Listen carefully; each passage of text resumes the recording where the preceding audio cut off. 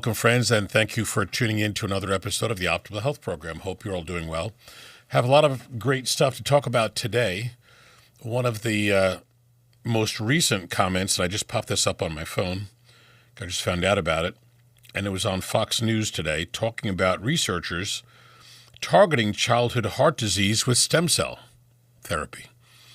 Brilliant idea. I've been talking about this for the better part of 15 years, doing stem cell therapy for my patients, seeing great results. And now for those children, and it's a variety of different facilities, the Murdoch Children's Research Institute in Melbourne and the Gladstone Institutes in San Francisco. They're looking at helping to solve childhood heart disease and using stem cell therapy. And they're doing AI research for this. I think this is genius, and it's a very long time coming. Every country in the world has been doing stem cell therapy forever.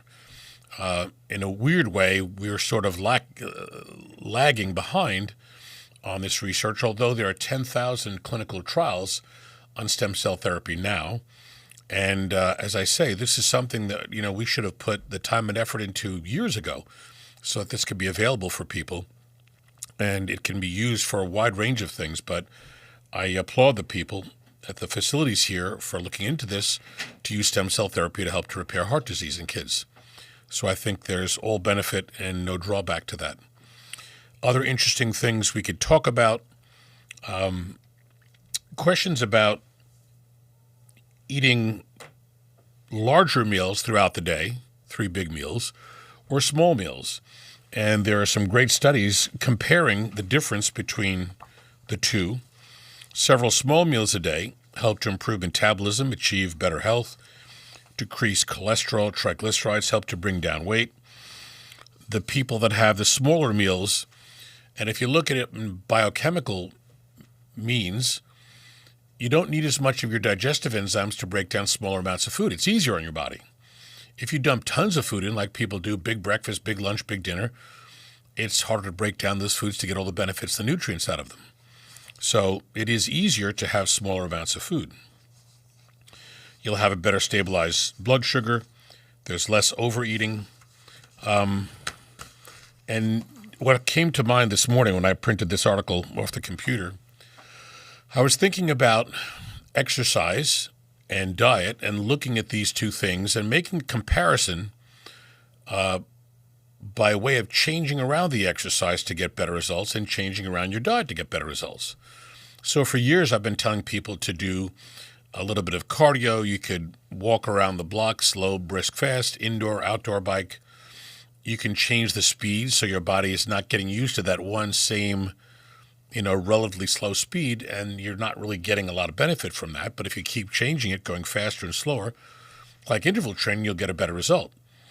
So we'll tell people to do every type of exercise you like: indoor bike, walking, Pilates, yoga, weight training, elliptical, play tennis, pickleball, golf, hiking. Do as many different things as you can because they all have different ways to stimulate and sometimes shock the muscle into a better response than just that simple linear walk where you're walking at that same pace for a half hour, 45 minutes, or whatever.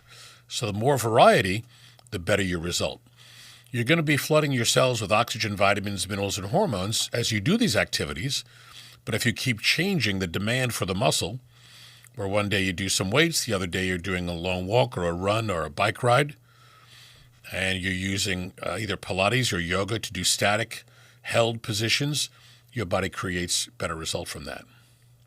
And I thought about that, and I said, it's interesting, I could make that same correlation for diet. So for many years, I've been talking about the low-carb diet before anybody wrote books on it. And of course, Dr. Atkins, I knew very well, rest his soul. He was a terrific doctor, genius. I mean, he created a whole surge of nutritionally oriented doctors as a result of him doing what he did back in the early days with Colton Fredericks on the radio station. But if you look at the diet, and we do low carb, your body has a better ability to burn sugar and fat. Great.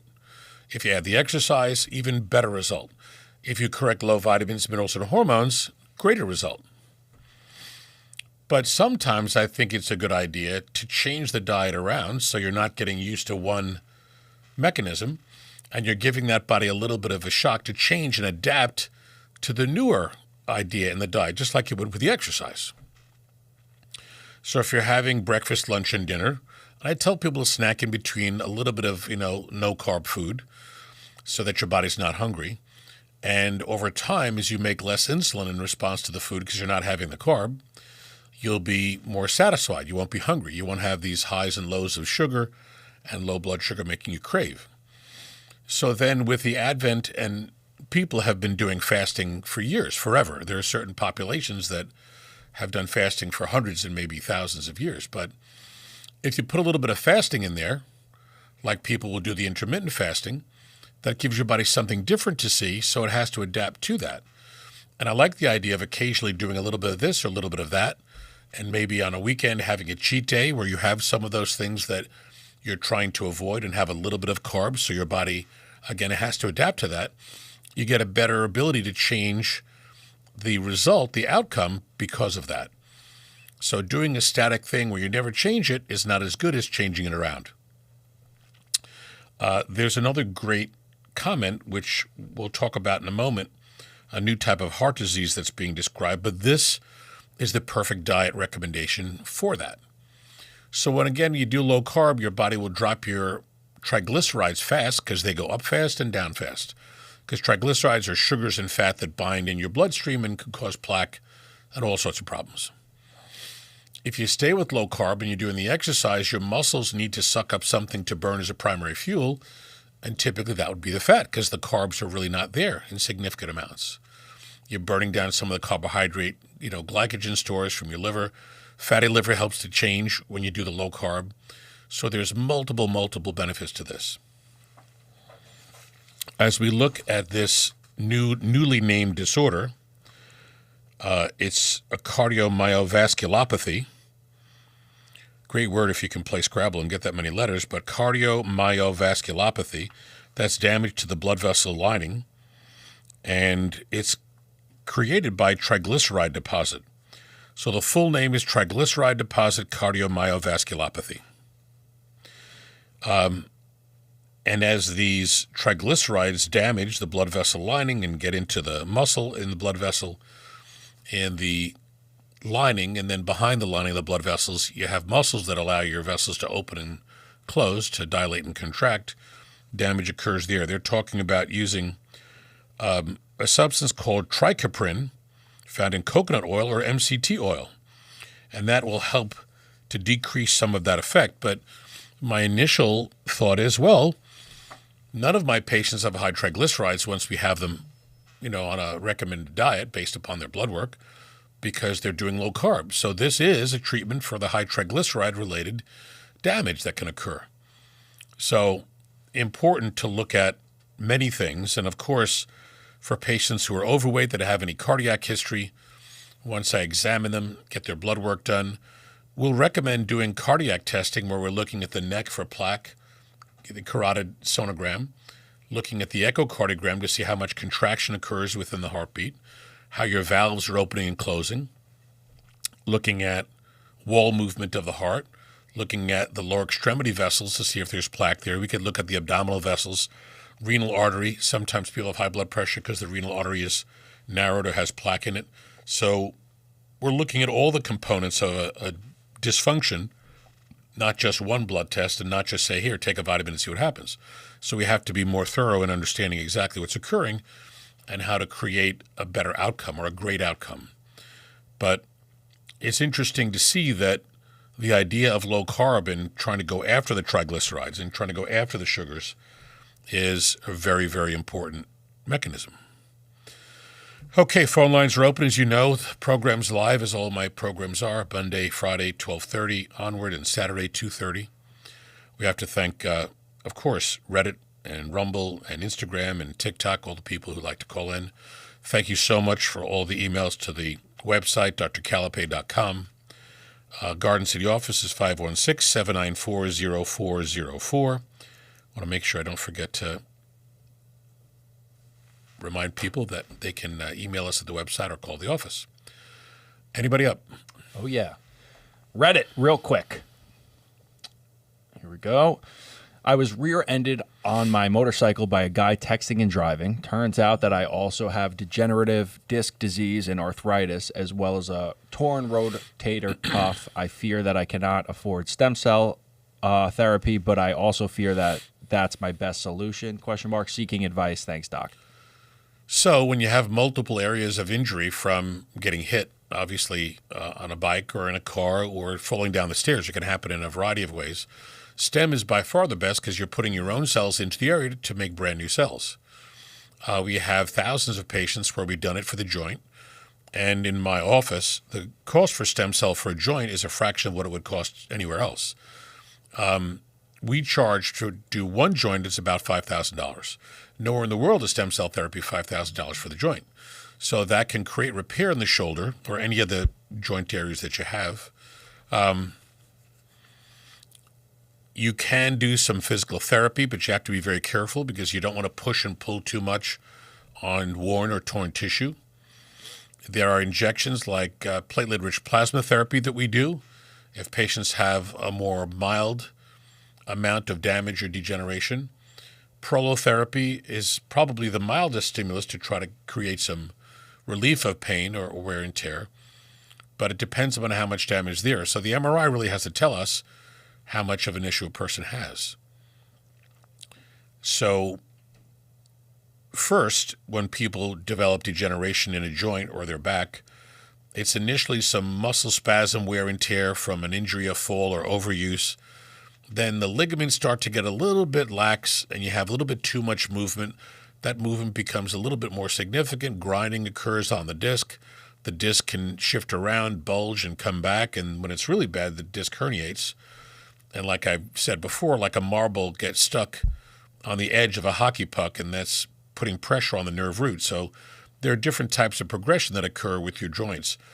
The last thing that seems to happen is overgrowth of bone, like arthritis, osteophytes on the spine, or arthritic overgrowth in the shoulder, the hip, or the knee, or the ankle, etc. So it depends upon what you have. You know, there are different things that we could do to create some result for you. It's just the best long-term result for the damage is stem cell. So certainly take a look at the videos on the website, drcalapai.com, and we'd love to hear from you if you like. You could always call the office or send us a text or email. All right, we got Instagram, one of our honorable viewers every week. I love it. But Awesome. She wants to know, does sushi, even from high-end restaurants, contain parasites? And how does one get rid of parasites? It's a good question. I mean, it's hard to be able to tell. The only way to be able to tell is to do some takeout and send it to a lab and have them evaluate it. So I think, fish is a great source of nutrition. It's one of the easiest sources of protein that you could get.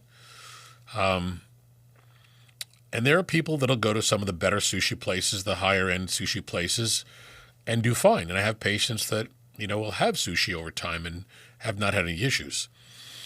If a parasite comes on board from a food, it usually affects your gut, and stomach issues can occur.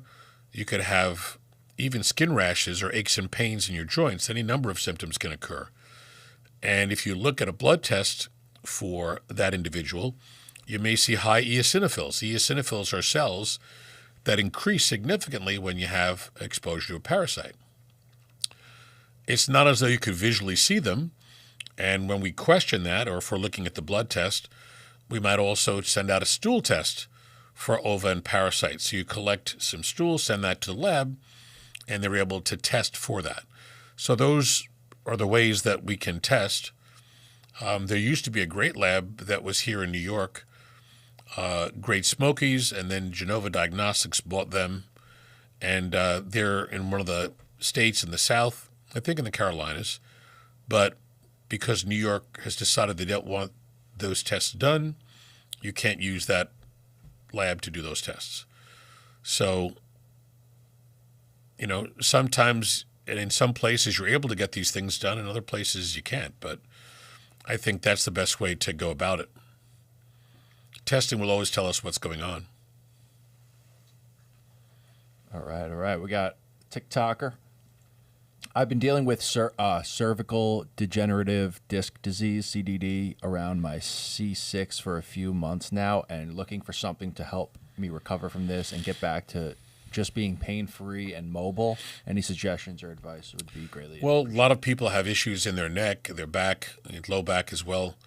And the question is, how did the problem occur? Was it from a fall, an injury, repetitive injuries? Some people do a job where they have, wear and tear and pressure on their joints or their spine. An MRI typically is the best to show us what's happening there. So we may start doing some soft tissue work on that. After I do an exam, we'll be able to tell and see the MRI.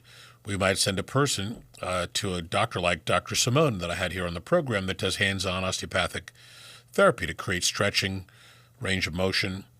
And there are many different modalities and techniques that he may do. Physical therapy may be an advantage. And if the circumstances are okay, physical therapy might be able to strengthen the muscles around the area and give you some stability. If it's a full-blown herniated disc, that's a different story because that means that nucleus, the marble inside the hockey puck, is stuck out of position. Sometimes traction will help with that. Sometimes it won't. There are injections you could do into the ligaments and tendons or the muscles in and around the neck that might be advantageous. We've done stem cell therapy for people that have really bad ligament or tendon issues in their neck, their middle back, their low back, sacroiliac ligaments. So we'd have to define exactly what's happening there to be able to tell you what can be done. We had a patient email us the other day and wanted to know what to do similarly, but he didn't want to come in for the visit. So, the staff spoke to him and said, the doctor can't comment on something he knows nothing about.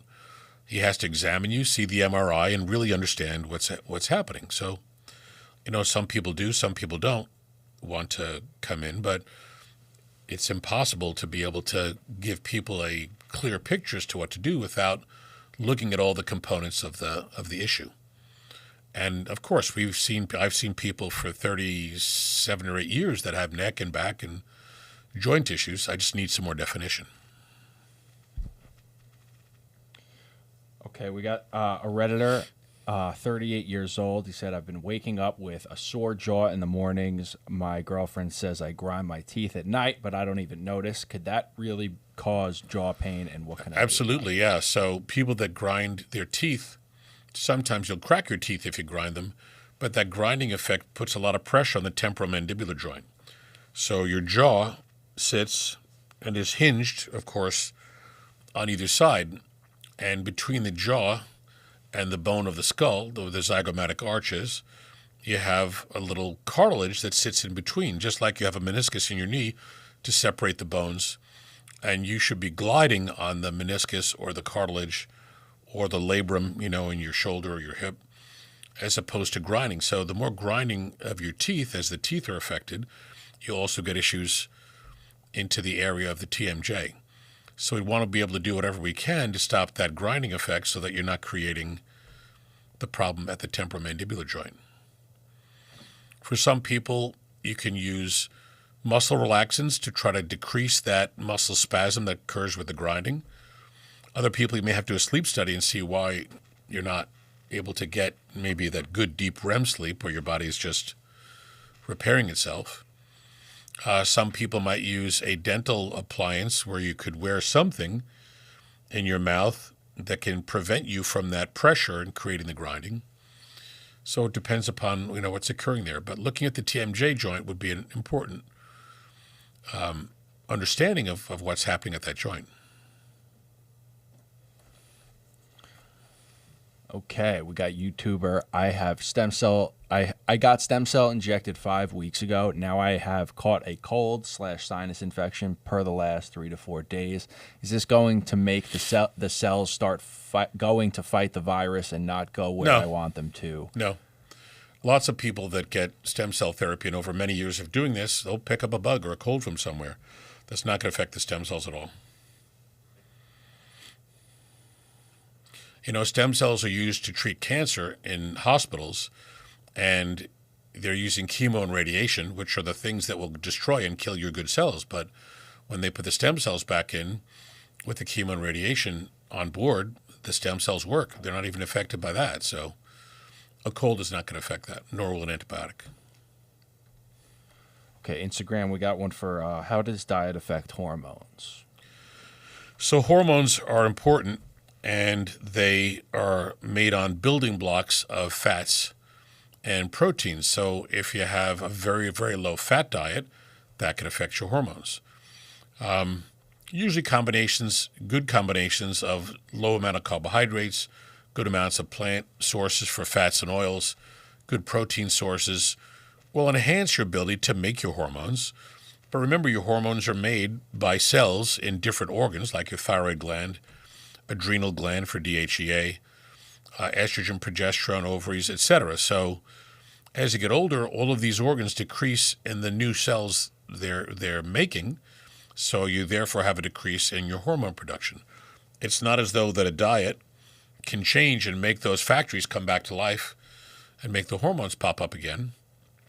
So a good solid diet, and I mean that in a way that we're testing to say that the diet's good.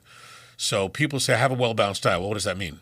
How much carb, protein, fat? What are your vitamin levels? What are your protein levels? How many fats? So a well-balanced diet has to be proven by the blood test. So for people that have a good diet where they're burning their triglycerides, their cholesterol down, their absorption is good, their vitamin levels are good, proteins, fatty acid levels are good, all of that. Typically, you don't see changes in those hormones unless that person over time is getting older and the gland that makes the hormone is shrinking or aging. And to that effect, in many cases, as we fine-tune things, you can take DHEA as a vitamin to help with adrenal function, stress response. You can take thyroid. You can take testosterone. You can take IGF-1, NAD. Some of these things in the peptides significantly enhance the way your body works and the way your hormones work. If you've never done exercise and your hormones are good, or we've created and repaired or reinstated your hormone picture, and you do the exercise, you're going to get a better result because those hormones are going to get to all your cells now. That's why I keep saying exercise floods oxygen, vitamins, minerals, or hormones to your cells to create the end result. If you're taking the hormone, you're not doing the exercise, the result will be significantly less. So yes, diet and exercise are very important, not only for the creation of hormones, but also for the ability for them to work in all your cells. Yeah, and then we have this follow-up from TikTok from what you had just been discussing, just asking, what are the most common vitamin deficiencies and how would I know if I have one? So over, I don't know how many thousand patients I've seen over 38 or so years, and it's got to be close to 50,000. You rarely see a person coming in that's got great vitamin levels because, in essence, we don't know what to take. And, of course, if we're just taking things randomly, we don't know if we're correcting a deficiency. So in doing blood tests for vitamins and minerals on every patient I've ever seen, and we do those tests 3 times, sometimes 4 times a year to make sure the levels are good. If we see low vitamin D, that's probably one of the most common of all. Even people taking vitamin D think 500 units is a lot, but it's not. And we usually have to have people on 5,000 units a day to get them to that 70 to 80 to 100 range on their blood test. So that's probably the most common deficiency that we see. But B vitamins are deficient for people who are not taking a multi or a B. C is frequently deficient.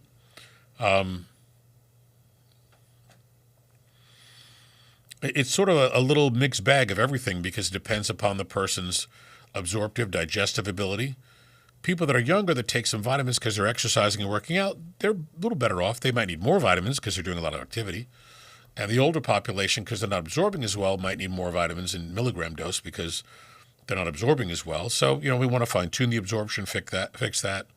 The best test for vitamin recommendations is really doing a vitamin panel. So I've done that with every patient. So typically when you come in, we'll take your history, examine you, and the blood work, big blood test can be done. And we see what your vitamin levels are based upon what you're eating in terms of foods and what you're taking in nutrients. Once we see what's there, we'll make recommendations to correct those things, just like we would for a hormone or anything else, and then retest the vitamin levels that are abnormal initially to prove that what we've recommended has worked. So that's by far the best way to test and the best recommendation and the best proof that you're in the right zone. Then we had a follow up kind of with that. Someone was taking multivitamin, every day, and more recently their urine has been more clear, which they realize that they're deficient in something, but they don't know what's going on. The blood test is really the definitive. Clear urine is not necessarily a sign of vitamin deficiency, but a lot of people that take vitamins notice that their urine comes out fluorescent, so that's actually probably a good thing.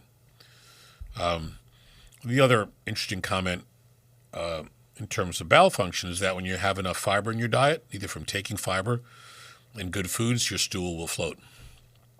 Not perfect dinner conversation, but fact is fact. We want you to have so much fiber in your diet that you achieve that result, because that's great for your lining of your bowel. Then we got this one. What causes adrenal fatigue?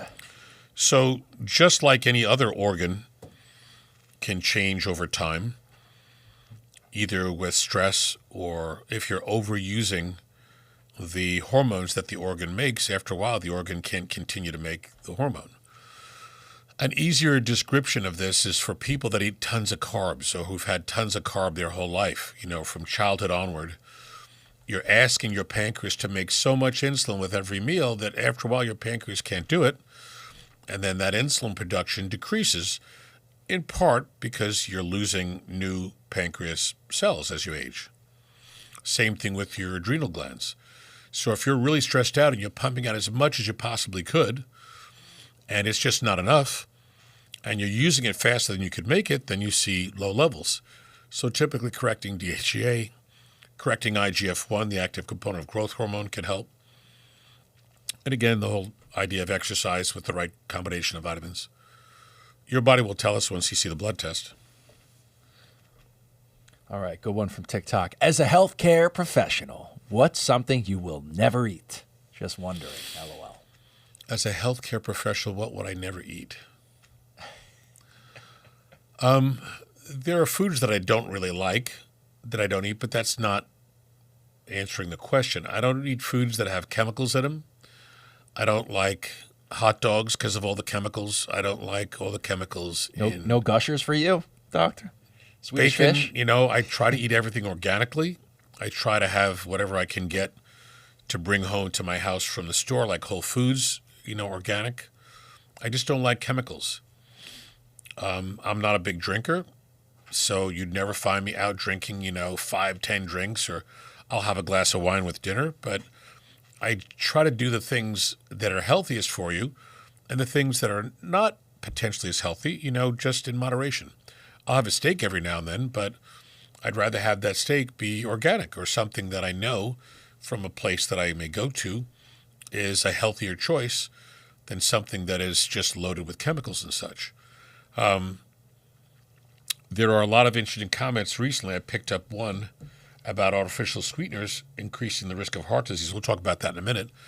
But artificial sweeteners now, and they've always been suspect, they're saying that they look like so much sugar because they're much sweeter, makes your body release insulin, which can stuff this stuff into the lining of your blood vessel, because that's what the sweeteners do with insulin, and that's what sugars do with insulin. They stuff sugar into the cells lining of your blood vessels, and this article says it may increase your plaque risk. So the more this research comes up, the more you want to stay away from the things that we know will have, risk or damage. Do you want me to go to another one, or you want to go over that article first? We could talk the article real quick. So this talks about medical news today. This talks about artificial sweeteners, are all over the place. They're many times sweeter than sugar. They typically can cause GI problems, neurologic problems. They link with diabetes and cardiovascular disease. Now a study found that aspartame triggers insulin spikes that lead to buildup of fatty plaques in the arteries. So this is a Dr. Christopher Yee, MD, board-certified vascular surgeon, Memorial Care Orange Coast Medical Center in Fountain Valley, California. So, and they looked at this with a variety of different animals. So they say aspartame 200 to 300 times sweeter than sugar hits the insulin receptors to make this occur. So, yeah, these are things that I wouldn't put into the body. especially with any frequency. Crazy. And there are great options. There's agave. There are great things if you want to maintain that kind of sweet tooth, but I tell people stay away from that because you don't want to always be looking for something sweet because you're going to slip up and, create a problem. Right. Got a good one from Instagram. Hi, doctor. 35 years old. Over the last year, I've been dealing with frequent heartburn, bloating, and sometimes nausea after eating. I've tried over-the-counter and anticides, but the only help temporarily. I'm worried this could be something more serious like acid reflux or even an ulcer. How do I figure out what's really going on? So the most common cause for people to have an onset of indigestion, some people will have a little bloating, some burping, etc. Doesn't have to run right towards having reflux. From what I see when we test people for allergies is a food allergy. And in many cases, when I talk to patients at their first visit, when we do a consult, I'll say, with your stomach history, I want you to get rid of all the grains. No bread, no rice, no oatmeal, no grains, pasta, no grains, whatever. And when you come back to go over the blood work, we'll see what your body's doing, but I'm just curious to see how much better you do without the grains. Just about everybody says, wow, you know what, bloating went away. I don't have the indigestion anymore, or most of it's gone.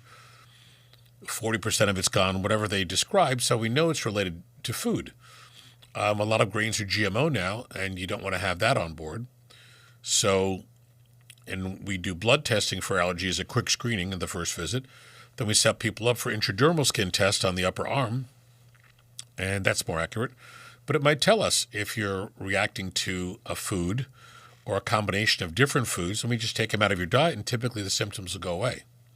Even for people that have colitis, we see a significant correlation with reactions to foods or reactions to the chemicals in the foods. Also, some people that have too much sugar in their diet will have an overproduction or an overgrowth of organisms in their microbiome, which can cause them to have weird symptoms, the bloating, the indigestion. So we want to cut the sugars down and get the grains out right off the bat. And whatever foods show up, you take those foods out.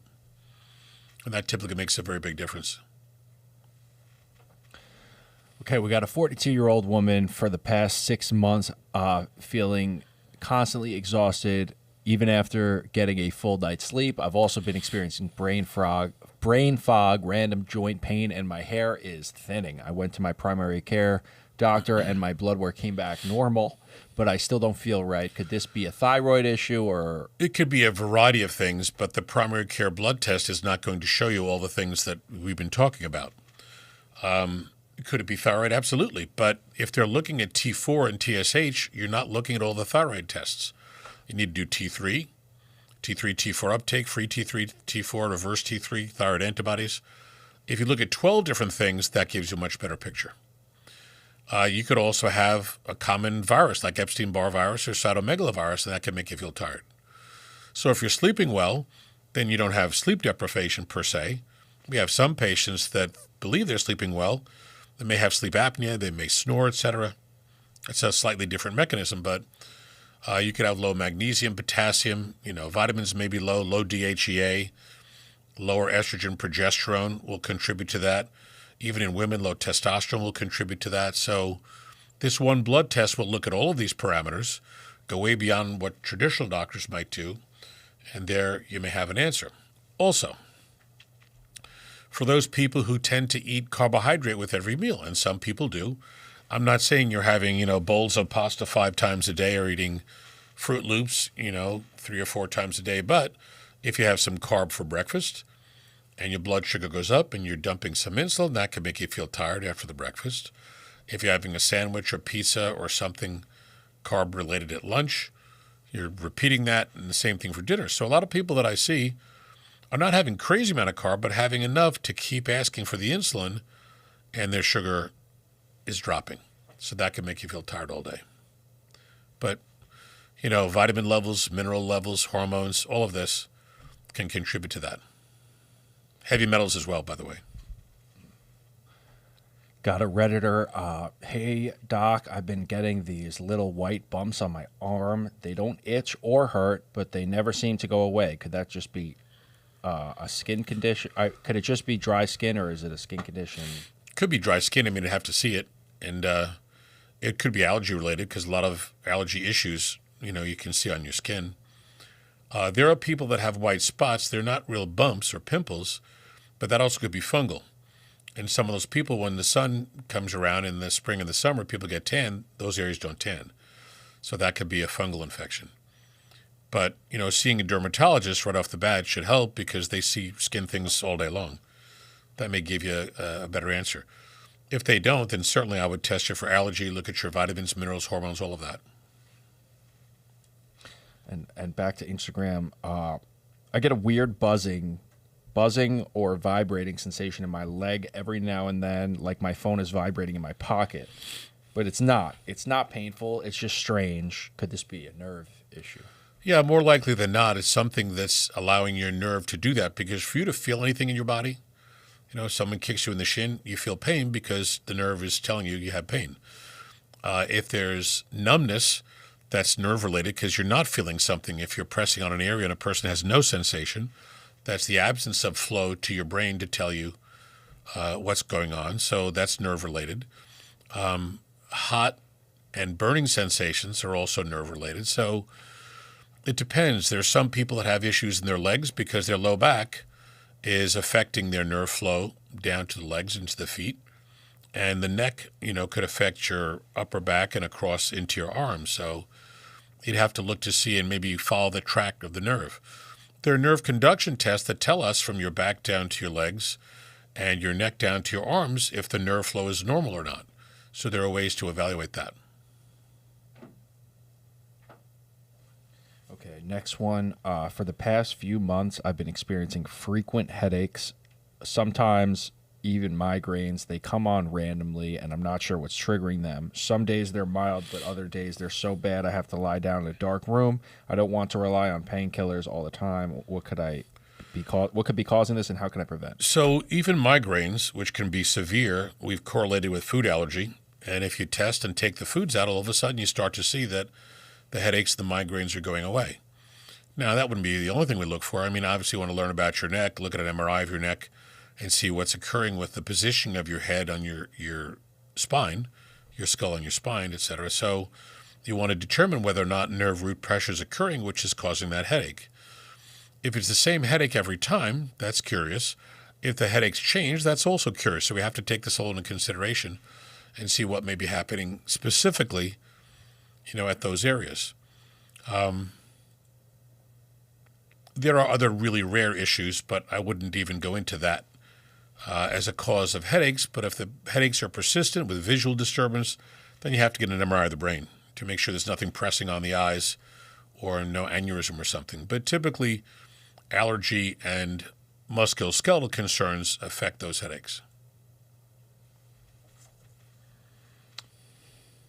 All right. Waiting on some more. Phone lines are open, 888-420-9272 if you'd like to call in to ask a question. It's a live program, as all of the programs are live. 888-420-9272. Website, drcalapai.com, drcalapai.com. Garden City number, 516-794-0404. We're back there tomorrow seeing patients. And again, tomorrow we'll be here at 2:30. We love Saturday. With our lovely expanded audience, Yes. answering lots and lots of questions, breaking all records from all the years that I've done radio. And I think our first day on Rumble, we had 47 questions I answered, which is a record. So we'll see if we can break that. Let's go. Should we go over that Axios article with RFK? Yeah, so there was another interesting thing that we spoke about, moments ago, that RFK, who I think is doing a wonderful job and who is seriously a champion of the people. I was looking at a variety of the different things that he's done with the organizations he's done with, and sued a variety of different companies, rightly so. It looks like they're going to hold the meetings and wait a little bit for the flu vaccine strains in the meetings for next winter. So think about this. If every September or so a new flu bug is here, how are there shots available for that flu bug? Because if there are 330 million people that they're trying to get flu shots for, how do you make that many flu shots if you're only finding out the bug in September? It would take years to make that. And there was a big story in Newsday a couple of years ago, I remember talking about on my radio show, that in many cases the flu shot doesn't cover the bug that's here. And you've heard that before. Everybody's heard that. So what are we putting into our bodies if it's not going to address the bug that seemingly comes different bug every September?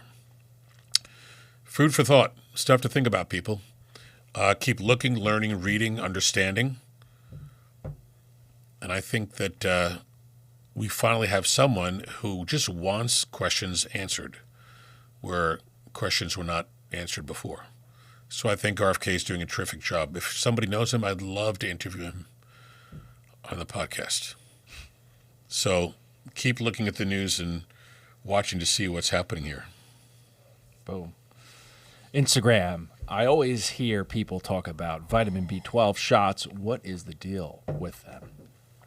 So, since the beginning of time, medically that is, we've known B12 is a very important vitamin for your blood count, for energy, for brain function.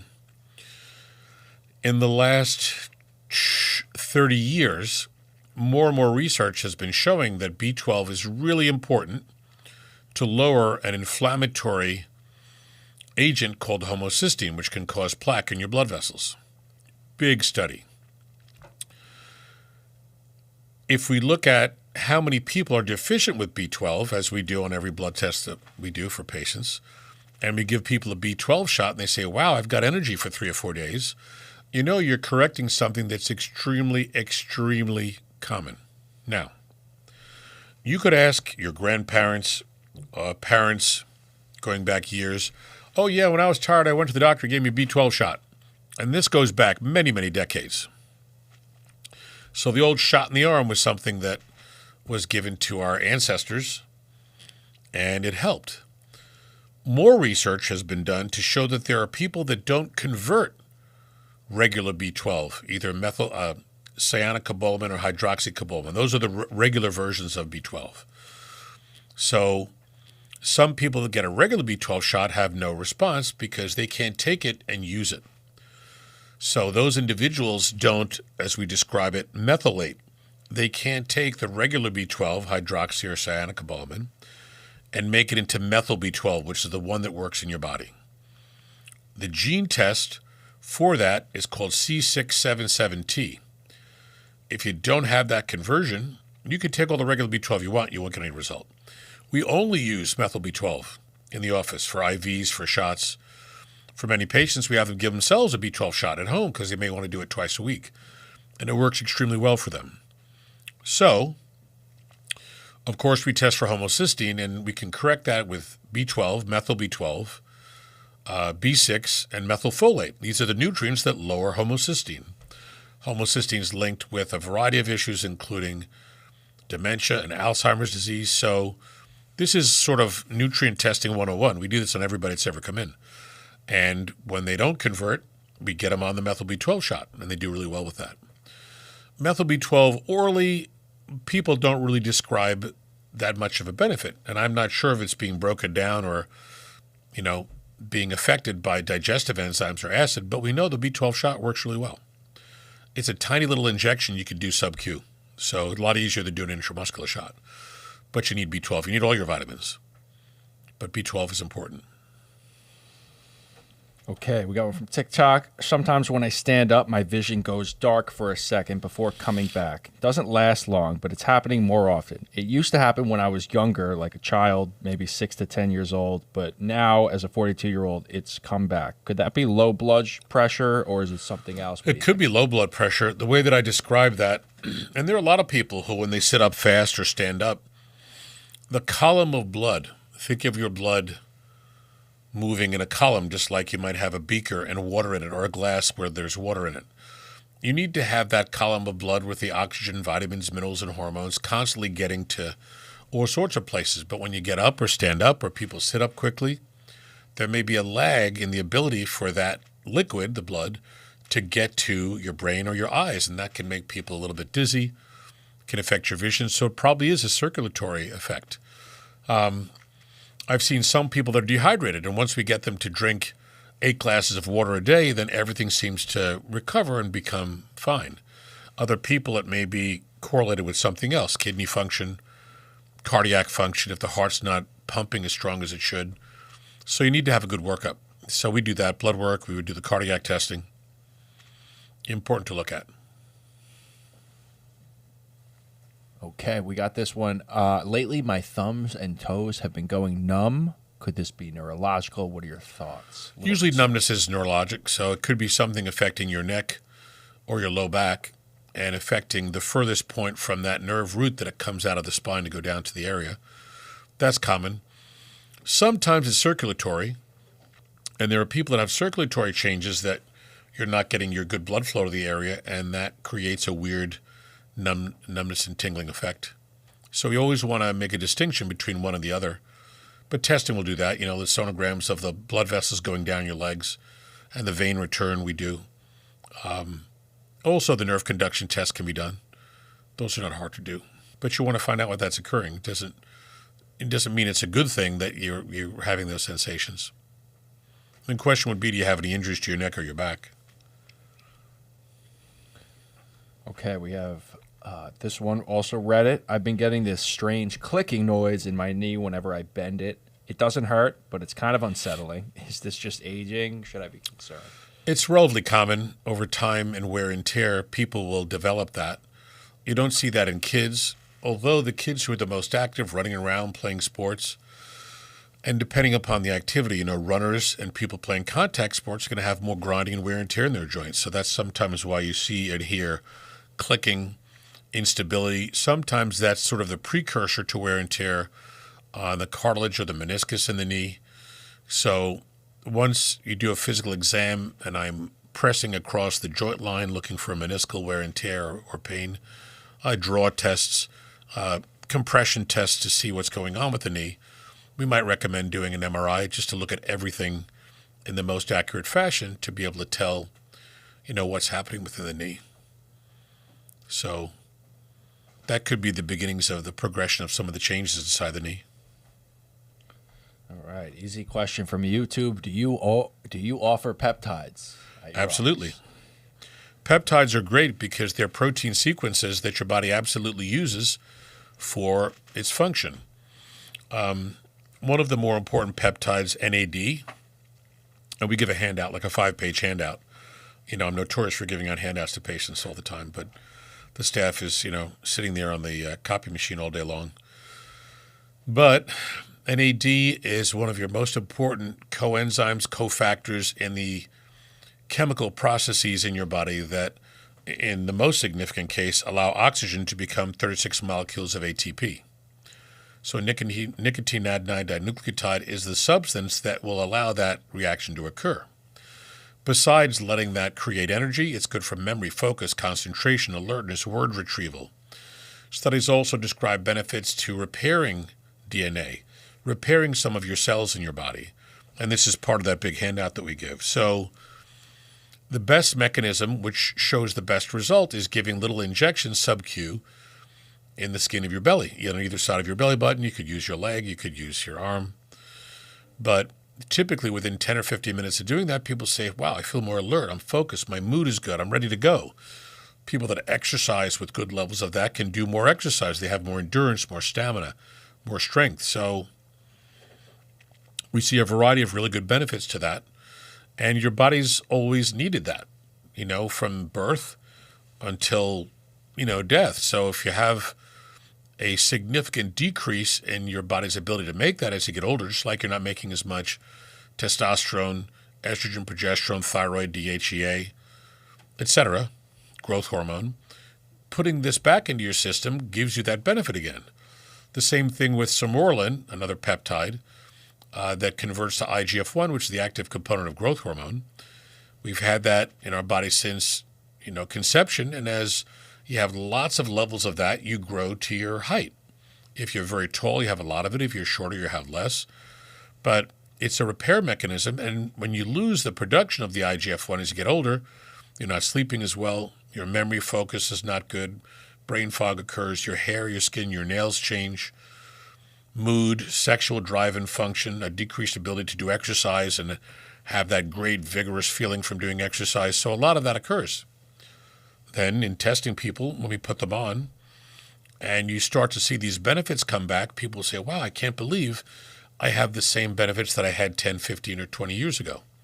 So it's learning about your body, putting the best vitamins on board, the best hormone correction if needed, and the peptides do a wonderful job. Okay, good one from Instagram. Over the past year, I've noticed changes in my mood, weight, and energy levels. My periods have become irregular and sometimes get intense PMS symptoms like bloating, anxiety, and mood swings.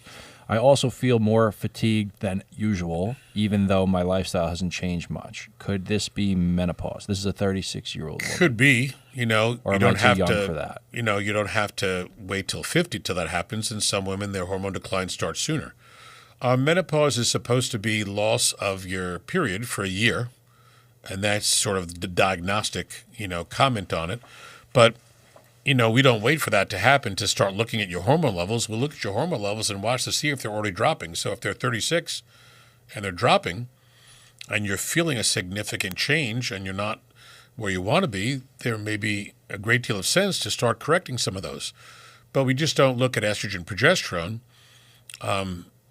If your brain is asking for more hormone, then your FSH and LH go up, follicle-stimulating hormone and luteinizing hormone. So a woman who's in full-blown menopause may have an FSH of 100, but if she's marching towards that number, then it's happening, it's starting. Sometimes we'll give women DHEA, adrenal hormone, because that can help you balance your estrogen, progesterone, and that may be all you need initially. And then once the ovaries are shot and they won't make any more hormone, then we can talk about using either a capsule or a cream to reintroduce the hormone back to the system to create the benefit you had before. And it's not just, again, looking at those two hormones. You look at DHEA, IGF-1, all of these things, NAD, so we can make everything function back the way that it did a few years back. So it's a good hormone overview. Estrogen, progesterone loss doesn't really create weight gain per se, but a decline in thyroid would, a decline in testosterone, DHEA, IGF-1 would. But you have to look at all these things at the same time. And then, low-carb diet, a lot of exercise. That's why we're working on every component of the problem so that you get your best outcome. Okay. Back to Reddit. I feel like this 48-year-old male, I get out of breath more easily than I used to, even when I'm going upstairs. I'm not out of shape, so should I be concerned about my heart or lung? A decent percentage of people will, if they're doing a quick activity, feel a little bit short of breath. A person who does a lot of cardio wouldn't get that, because when you do the cardio, and to some extent when you're doing weights and you're moving weight around and demanding a lot of blood flow to go to your muscles from any of the activities, you're training your blood vessels to dilate quickly to achieve that result. So a person who can sprint, they're standing still, doing nothing. When they sprint, your blood vessels open, and you're training your body to open the blood flow to achieve the demand, and you don't have that shortness of breath. Every exercise is different, meaning that you could be great on the bicycle, but not so good going up and down stairs. You could be great at tennis, but not so good at if you were doing martial arts. And I can tell you this 1,000,000%. I could ride a bike forever because I've done it a long time, and I can go distances, and I don't need a second wind because my vitamins, minerals, and hormones are great, oxygen's great. But when you're training in martial arts, and you're fighting and you're sweeping and kicking and all the different things you're doing, it's hard because it's stop and go. And unless you do that over and over and over again, like pro boxers, you have to develop stamina for that specific activity. So you may be good at one activity and not as good at another. The linear nature of riding a bike is easier because it's linear. And, you're pedaling a bike. It's not stopping and going and jumping and moving and et cetera. So you have to train your body to develop stamina in different modes of activity. But that occurs with a lot of people. I'm not saying you shouldn't check your heart. An echocardiogram would tell us what your valves look like, what your ejection fraction is like, how much blood you're pumping out per beat. So there are ways to look at that. Some people gain a few pounds and they're short of breath because now they're carrying more weight that they're trying to do that activity for. So that can make a difference. Okay, we got one sharp pains in my chest that only last a few seconds, not constant. I don't have other symptoms. Could that just be like a muscle spasm? I'm Sometimes 29. Yeah, sometimes it's a muscle spasm or costochondritis where the ribs that attach to your sternum are a little bit inflamed at the attachment. So sometimes pressing on those areas, you might say, wow, I have pain there. It's a different story if you had chest pain and you're doing activity. So if you can do exercise and run around and do a good exertional activity and there's no chest pain, then chances are your heart's fine. But some of those brief little winces of pain can be coming more from musculoskeletal than it would be cardiac.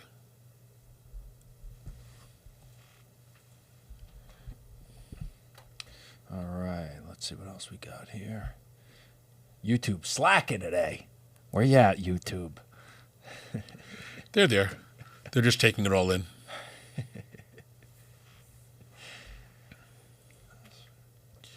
Let's see. We've got a couple of emails from patients that I picked up this morning. Kevin has ankle pain and a sprain, and it's damaged it a few times over the years. It happened by rolling his foot outward, so standing and then rolling on the outward part of the ankle. So yeah, the ligaments and tendons in the ankle are not the strongest things in the world, and you have your whole weight of your body on them when you're moving and walking and twisting. So I tell people to be very careful, especially in bad weather and inclement months and snow and ice. Be very careful and deliberate how you walk and step off a curb. We have people that have sprained the ankle off a curb. But once we see an MRI, then certainly injecting those ligaments to make those ligaments become thicker and stronger is what creates that stability again, and that's typically done with stem cell. We have Petra, type 2 diabetes, prediabetes. What do I think about medications? Well, if your numbers are way out of control and you're full-blown diabetic, yes, taking a medication might be a good initial start with low-carb diet, half hour to 45 minutes of continuous activity exercise per day, correcting hormones that are declining, thyroid, DHEA, testosterone, IGF-1. I wouldn't do one without all the others. And in many cases, if your sugar's not crazy, low-carb diet, exercise, correcting vitamins, minerals, and hormones may be enough to bring you out of the danger zone. If you're coming down, which is great, and you will because we've done this, you have the option of doing stem cell therapy because that will send these cells into your circulation. They'll get off the train, set up shop, and go to your pancreas and become brand new pancreas cells that make insulin. So there are a variety of things that all work perfectly hand in hand. It just depends upon how much progression or how long you've had this. We see pre-diabetics all the time. And pre-diabetics become diabetic unless we intervene. And as I say, if you can maintain the exercise and the diet and correct your nutrients and hormones, your body can do beautifully. It's just those people who are just way out of control might need to go the extra step to do the stem. I like this one. TikTok. Hey, Doc, I am 40 and I swear I am shrinking. I used to be a solid 5'10". Now I feel like I'm barely 5'9". Is this just aging, or do I need to start hanging myself upside down like a bat to stretch myself back out? Well, Grandpa Al Lewis from the Munsters would agree that hanging yourself upside down would be a good thing. I'm not saying it isn't. I have a teeter table. I think they're cool. I just don't know you're going to create height by doing that. There are some people that have, change in their bones. It would be early for you to have osteoporosis or a decreasing of the bone measurements, or you could have disc problems therein. But, doing x-rays could measure the spacing of the bone and see if that's changed, or MRIs. So, I certainly would take this seriously, and I would check at least the x-rays to see what's happening. If you have bony change, you want to be able to make your bone strong again. There are ways to do that with nutrients, vitamin D, boron, testosterone. So we would need to see why that's occurring.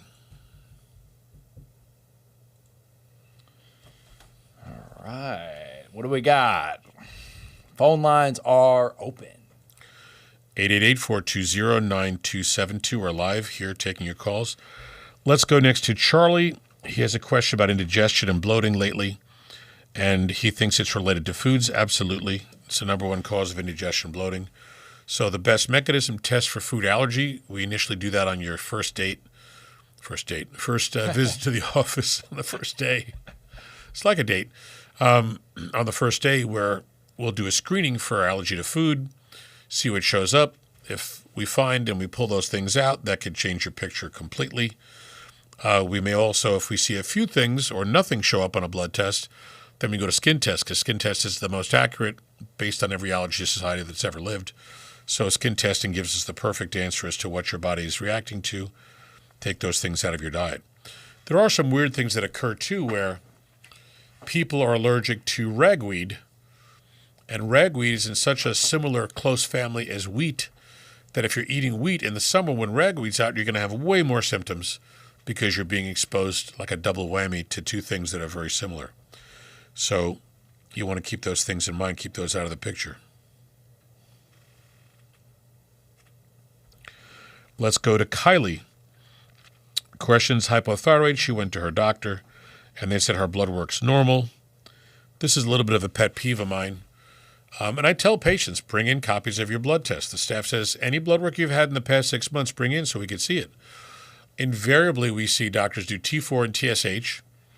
They don't do T3. They don't do free T3, free T4, T3, T4 uptake, reverse T3 to see if you're converting T3 from T4 in thyroid antibodies. So you could have all these other things happening and not know it.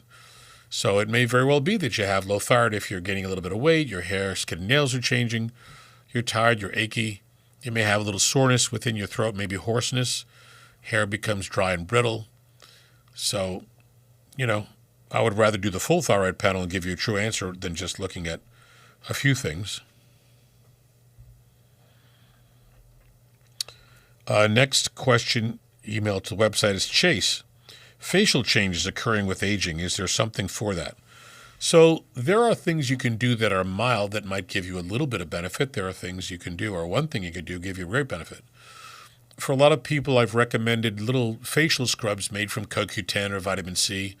You can get one of those little vibrating, I think it's called Clarisonic. Sabrina, can we do a consult? Is Clarisonic, is that vibrating ultrasound? It is. Yeah, that face scrubber, which I have, which is really cool. And you can scrub your face with, some of those good creams. And it just takes dead skin cells off, might give you a little stimulation, a little redness, get some blood flow there. But the real benefits to your face, and we've done a lot of this, would be using stem cells in your skin.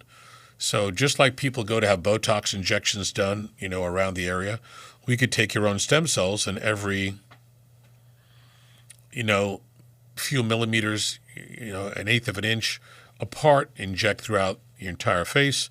You're layering brand new stem cells into your skin, so all these new cells become new skin cells that keep coming up to the surface. The analogy I make is like shark's teeth. You have all these teeth behind the original or the first row of teeth that you just keep having new teeth come up. You keep having new skin cells come up that are newer and younger. So it makes your face look great. And it definitely makes your skin and clears up your skin, blemishes and such, makes your skin a little tighter, but enhances blood flow to the newer tissue. So it's a great way to look healthy and look young. So we have a YouTuber. He's mentioning that I have my appointment this week with Dr. Calapai. Awesome. I can't wait. And then he asks, can I send over blood tests within the last 3 years? Follow my health chart. It's on Northwell Health. Yeah, 3 years is a lot, but yeah, you can do that. Just call the office and email them to us. Be sure when you call the office to get on the portal so you can answer the basic questions. So that's already in my computer when we sit down, rather than having to write that out. It just tells about your smoking history, family history, et cetera, et cetera. We'll talk about diet. We'll cover the whole gamut. So yeah, that would be good. Bring me copies. We always want copies of prior testing. Also remember that everything now is chartless or is within our computer system. Patient Now is the mechanism of the electronic medical record. And sometimes people bring in tons of stuff, and it's hard to scale all that into the computer. So the last year is typically fine, unless you have weird things that came out, 3 years ago, 2 years ago, or tracking trends. But the last year would be fine. Look forward to seeing you.